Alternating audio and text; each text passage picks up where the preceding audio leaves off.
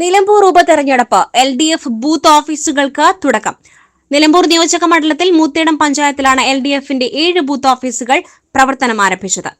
വിവിധ ബൂത്ത് ഓഫീസുകൾ CPIM ജില്ലാ സെക്രട്ടേറിയറ്റ് അംഗവും നിലമ്പൂർ നിയോജക മണ്ഡലം സെക്രട്ടറിയുമായ VM ഷൌക്കത്ത്, ജില്ലാ കമ്മിറ്റി അംഗം K ഭാസ്കരൻ എന്നിവർ ഉദ്ഘാടനം ചെയ്തു. ഈ തെരഞ്ഞെടുപ്പ് ഉണ്ടാക്കിയതാണ്, ഒരു ഗൂഢാലോചനയിൽ നിന്നാണ് ഈ തെരഞ്ഞെടുപ്പ് ഉണ്ടാവുന്നത്. ആ ഗൂഢാലോചനയ്ക്ക് കാരണം എന്താ?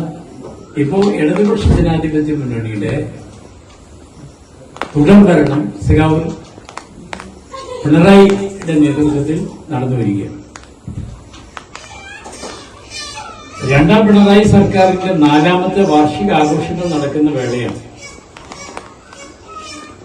ജനങ്ങളെ അഭിമുഖീകരിക്കുന്നതിൽ ഈ ഗവൺമെന്റിന് ഒരു ജാള്യതയോ കുറവോ പോരായ്മയോ ഇല്ല എന്നുള്ളതാണ് ഇത് സമർത്ഥിക്കുന്നത്.